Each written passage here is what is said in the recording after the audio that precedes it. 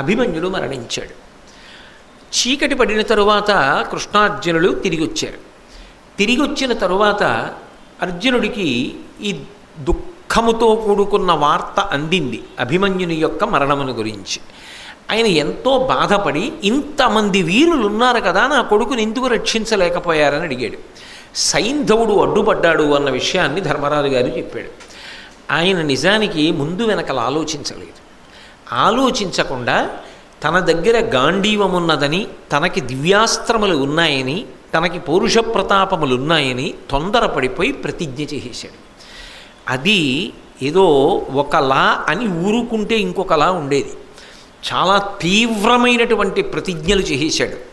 అందులో ఆయన అన్నాడు, రేపు రాత్రి లోపల సైంధవుడు వచ్చి ధర్మరాజుని శరణు వేడినా వదిలిపెట్టేస్తా, నన్ను శరణు వేడినా వదిలిపెడతా, దేశం వదిలిపెట్టి పారిపోయినా, యుద్ధరంగాన్ని విడిచిపెట్టి పారిపోయినా వదిలిపెట్టేస్తా, భీరువు కాబట్టి.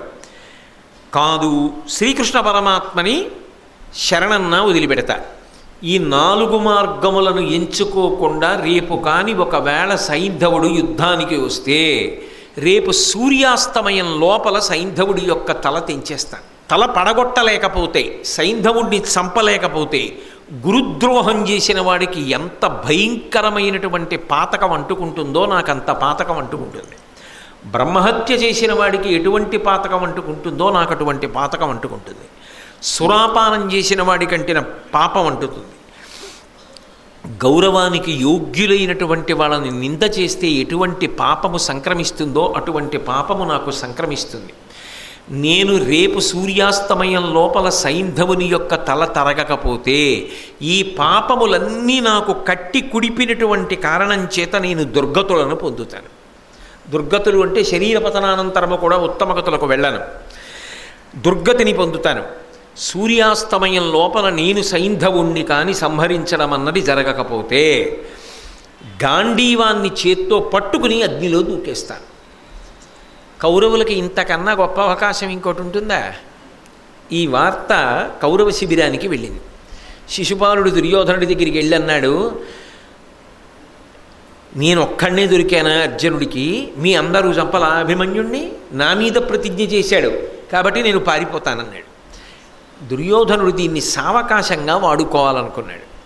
ఒక్కనాటికి నువ్వు పారిపోక్కర్లేదు, మేమందరం ఉండగా పారిపోవలసినటువంటి అగత్యం నీకేమిటి? రేపు నిన్ను యుద్ధంలో రక్షించే పూచి మాది. ఎందుకని? సూర్యోదయం నుంచి సూర్యాస్తమయం వరకు ఇంతమంది కలిసి సైంధవుడు అర్జునుడికి దొరకకుండా చూసుకుంటే చాలు, ఇంకేం చేయక్కర్లా. అర్జునుడికి సైంధవుడు దొరకలేదనుకోండి, అయిపోయింది, అంతే కథ అయిపోయింది. భారత యుద్ధం. అర్జునుడు గాంధీవం పట్టుకుని అగ్నిలో దూకేశాడు అనుకోండి, ఇంకేం భారత యుద్ధం? ఇంత గొప్ప అవకాశాన్ని వైరిపక్షానికి ఇచ్చేశాడు. ఇచ్చేసి కృష్ణుడు ఆశ్చర్యంగా చూస్తున్నాడు, ఏమిటి ప్రతిజ్ఞ బావా అని. కృష్ణుడి వంక తిరిగి అన్నాడు, ఇంత ప్రతిజ్ఞ చేశాడేమిటి అనుకుంటున్నావా కృష్ణ? నువ్వు ఉండగా నాకు భయమా, అందుకే చేశానన్న. ఎంత విశ్వాసమో చూడండి. ఆయన ఉన్నాడని నమ్మి చేసేశాడు, అంతే ప్రతిజ్ఞ. ఇప్పుడు ఎవరు కాపాడుకోవాలి? అయితే ఏదో తెంపరితనం కాదు, ధర్మం ఉంది, భక్తి ఉంది. కాబట్టి ఇప్పుడు కాపాడుకోవలసిన అగత్యం ఎవరి మీదకి వెళ్ళింది? కృష్ణ పరమాత్మ మీదకి వెళ్ళింది. నీ సహకారం నాకు లేకపోవడం అన్న మాట ఎందుకుంటుంది? నీ సహకారం నాకు సర్వకాల సర్వావస్థల ఎందు ఉంటుంది కాబట్టి కార్యం నెరవేరుతుంది. సైంధవ వధ చేస్తాను, నాకేం బెంగలేదన్నాడు. అని ఊరుకుంటే అయిపోను, ఊరుకోకుండా ఇంకో 2 మాటలు తగిలించాడు. కృష్ణ, నీ మీదొట్టు, గాంధీవం మీదొట్టు, నా దగ్గరున్న దివ్యాస్త్రములన్నింటి మీద ఒట్టు, నీ సహకారం ఉండగా ఎందుకు చంపేస్తానన్నాడు. ఇంకోసారి ఉలిక్కి పడ్డం కృష్ణ పరమాత్మ వంతయి. ఈలోగా ఈ సైంధవుడికి కౌరవులందరూ కూడా రక్షణ కల్పించడానికి అంగీకరించారనేటటువంటి వార్త గూఢచారుల ద్వారా కృష్ణ పరమాత్మకు అందింది. కానీ మీరు మహాభారతాన్ని పరిశీలనం చేస్తే మీకు ఒక అద్భుతమైనటువంటి విషయం ద్యోతకమవుతుంది. అన్ని సమస్యలు తన తలకెత్తుకుంటాడు, భక్త సంరక్షణ భారాన్ని తన తలకెత్తుకుంటాడు. ఇంత ఎత్తుకుని నాకు ఇది కుదరలేదు అని చెయ్యవలసిన పనిని మాత్రం వదిలిపెట్టాడు. తాను ఇంత క్లేశంలో ఉండి అర్జునుడిని రేపు ఎలా రక్షించుకోవాలన్నది ప్రధానం.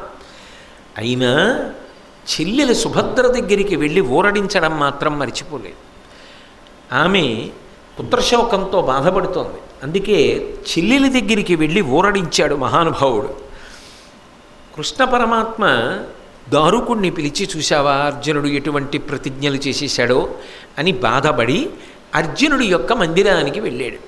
వెళ్ళేటప్పటికీ అర్జునుడు చాలా హాయిగా, స్థిమితంగా, సుఖంగా ఉన్నాడు. అప్పుడు అర్జునుడిని పిలిచి, అర్జున, రేపు అంత గొప్ప కార్యాన్ని సాధించవలసి ఉందే, నువ్వు ఇలా కూర్చున్నావు కదా అని దర్భశయ్యని ఏర్పాటు చేశాడు. దర్భ పరమ పవిత్రం కదా, దానికి అమృత స్పర్శ ఉంది. అందుకని అది లౌకికమైనటువంటి శయ్య కాదు. దాని వలన ఏమవుతుంది అంటే కృష్ణ పరమాత్మ అనుకున్న కార్యాన్ని చెయ్యడానికి వీలు కలుగుతుంది. ఆయన ఏదో చెయ్యాలనుకున్నాడు. అందుకని పవిత్రమైనటువంటి ఒక దర్భశయ్యని కల్పించి దాని మీద అక్షతలు, గంధము, పుష్పము మొదలైనవి అలంకారం చేసి, అర్జున, ఇవాళ రాత్రి నువ్వు ఈ దర్భశయ్య మీద పడుకుని నిద్రపో అన్నాడు. అలాగేనన్నాడు.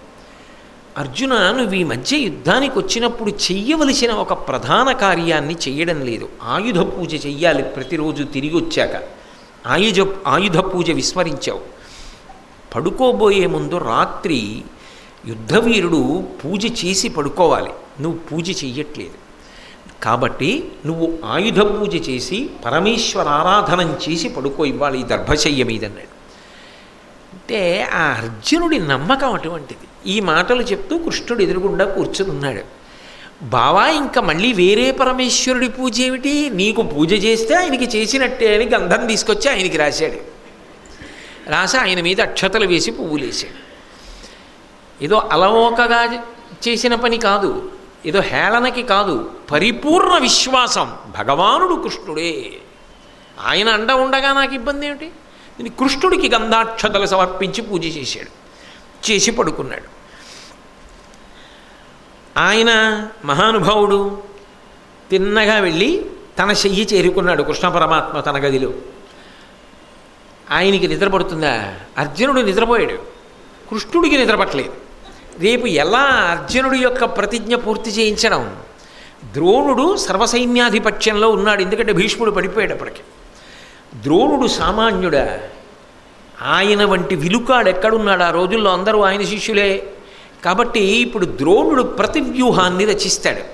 ఎటువంటి వ్యూహాన్ని రచిస్తాడు? అసలు సైంధవుడి దగ్గరికి వెళ్ళడానికి చీకటి పడిపోతుంది.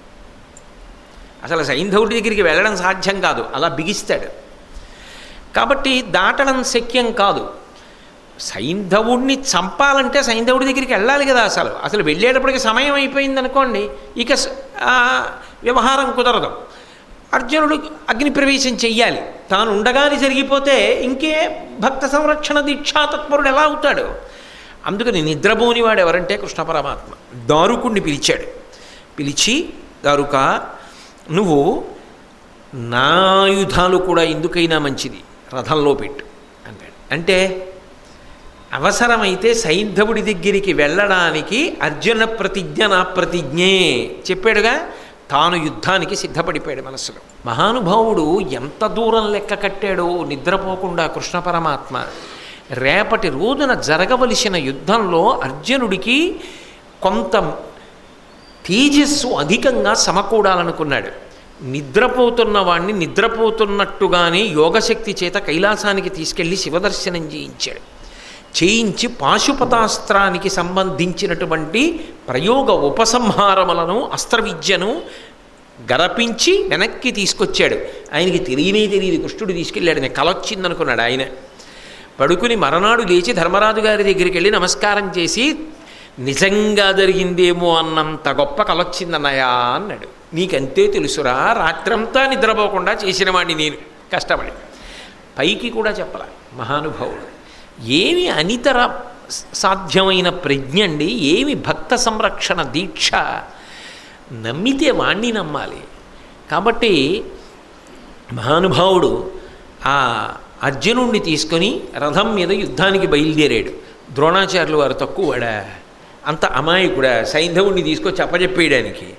ఆయన మొత్తం సైన్యంలో అపారమైనటువంటి బలం కలిగినటువంటి ఏనుగులు 14,000 ఏనుగుల్ని సిద్ధం చేశాడు. 60,000 రథాలు సిద్ధం చేశాడు. 1,00,000 గుర్రాలు, 10 లక్షల మంది సైనికులు, 24 కోసుల పొడవు 10 కోసుల వెడల్పు ఉండేటటువంటి శకట వ్యూహాన్ని పన్నాడు. దానికి గర్భంలో మళ్ళీ పద్మ వ్యూహాన్ని నిలబెట్టి అది మధ్య నుండి మొన వరకు సూచి వ్యూహాన్ని పన్నాడు. ఇన్ని వ్యూహాలు పన్ని ఆ వ్యూహం మధ్యలో సైంధవుణ్ణి నిలబెట్టి ఆయన చుట్టూ మళ్ళీ భూరిశ్రవసుణ్ణి, కర్ణుణ్ణి, శల్యుణ్ణి, అశ్వత్థామని, కృపాచార్యుణ్ణి, వృషసేనుణ్ణి నిలబెట్టాడు. అంటే అసలు సైంధవుడి దగ్గరికి వెళ్ళడం సాధ్యం కాదు. తానే స్వయంగా ఆ వ్యూహానికి అంతటికీ ముందు నిలబడి ఉన్నాడు. ద్రోణుణ్ణి దాటితేనే లోపలికి వెళ్ళడం. అసలు ముందు ద్రోణుణ్ణి దాటాలి. ద్రోణాచార్యుల వారిని దాటడం అంటే అంత తేలికైన విషయమా? అసలు ఆ ద్రోణుడి దగ్గరే చాలా సమయం అయిపోయింది. ఎంత భీకరమైనటువంటి యుద్ధం జరిగిపోయింది ఆ రోజున అంటే గుర్రాలు అలిసిపోయి ఆ గుర్రాలు ఇంకా రథం లాగలేకపోయి. ఎందుకంటే ద్రోణాచార్యుల వారితో యుద్ధం అంటే మాట్లాడి, పైగా ఆ రోజు అర్జునుడిని గెలవడం కాదు, అర్జునుడిని పడగొట్టడం కాదు, అర్జునుడికి సైంధవుడు దొరకకుండా సాయంకాలం వరకు ఆపితే చాలు లోపలికి వెళ్లకుండా. అందుకే ప్రాణాలు ఒడ్డేశారు కౌరవ సైనికులు. ఇన్నింటిని దాటాలి. అవతల వేళ దాటిపోతుంది, యువతల గుర్రాలన్నీ అలిసిపోయి వాటికి నీళ్లు కావలసి వచ్చాయి. యుద్ధభూమిలో నీళ్ళు ఎక్కడ దొరుకుతాయి? కృష్ణ పరమాత్మ అర్జునుడికి చెప్పాడు. ఆయన శక్తి, ఆయన ఉత్సాహాన్ని చూసుకుని ఆనందపడతాడు.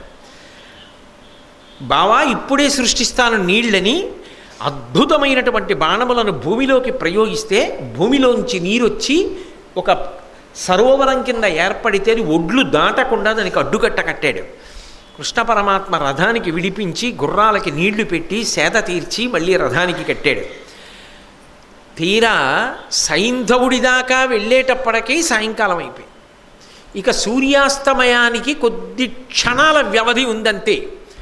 ఇంతమందిని దాటాలి. అసలు ఎవరు అర్జునుడిని కాలు చెయ్యి కదపనివ్వట్ల, అలా వేసేస్తున్నారు బాణాలు. అటువంటి సమయంలో సైంధవుణ్ణి సంహరించడం ఎలా కుదురుతుంది? సాధారణంగా ఎవరికైనా అటువంటప్పుడు తీవ్రమైన ఉద్విగ్నతలో ఉంటారు. అబ్బా అయిపోతే బాగుండు సూర్యాస్తమయం, కొద్ది క్షణాలు ఉందంతే. ఇంకా అటువంటి పరిస్థితులలో కృష్ణ పరమాత్మ ఆ అర్జునుడి వంక చూసి ఒక మాట అన్నాడు.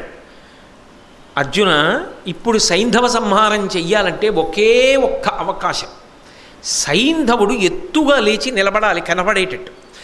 మధ్యలో లేచి నిలబడ్డా నీకు దొరికించాడే, కంఠం తరిగేస్తాం. వాడు లేవాలి పైకి. వాడు లేవాలంటే ఒక్కటే ఆధారం, సూర్యాస్తమయం అయిపోయి చీకటి పడిపోయినట్టు కనపడాలి. కనపడితే ముందు వాడికే ఉత్కంఠ. ఎందుకంటే అమ్మయ్య బతికిపోయిన, సూర్యాస్తమయం అయిపోయి చీకటి వచ్చిందా అని నిక్కి చూస్తాడు పైకెక్కి. వెంటనే బాణం వేసుకోటేయి, నేను మాయాతిమిరాన్ని కల్పిస్తాను. ఇది ఒక నరుడిగా ఎలా చేయగలదండి? ఒక మాయాతిమిరాన్ని సృష్టిస్తా, అది అడ్డొస్తుంది, నల్ల మబ్బు. అసలే చీకటి పడుతోంది కదా, ఇంకా ప్రదోషం వేళ వస్తోంది, సూర్యాస్తమయం అవ్వాలి. ఆ మబ్బు అడ్డేటప్పటికీ చీకటి పడిపోయినట్టు కనపడుతుంది. కనపడగానే సూర్యాస్తమయం అయిపోయిందని వాళ్ళు భ్రాంతిలో ఉంటారు. అయిపోయిందన్న కబుర్లు వస్తాయి. అయిపోయిందా అని వీడు నిక్కి చూడడానికి పైకి ఎక్కి చూస్తాడు. ఆ తిమిరం తొలగిస్తా, నువ్వు ఇక్కడ బాణం వేసి. వెంటనే మాయా తిమిరాన్ని కప్పాడు. ఆయన లెక్క కట్టినట్టే సైంధవుడు బలహీనతో రథం ఎక్కి ఒక్కసారి అలా తలెత్తి ఆ పశ్చిమ దిక్కు వైపు చూసి, అమ్మయ్య అయిపోయిందా సూర్యాస్తమయం అన్నాడు. మబ్బు తొలగింది, సూర్యప్రకాశం వచ్చింది. అయ్య బాబోయ్ దిగబోయాడు. అర్జునుడు బాణం వేసేశాడు, తలకై దిగిపోయింది.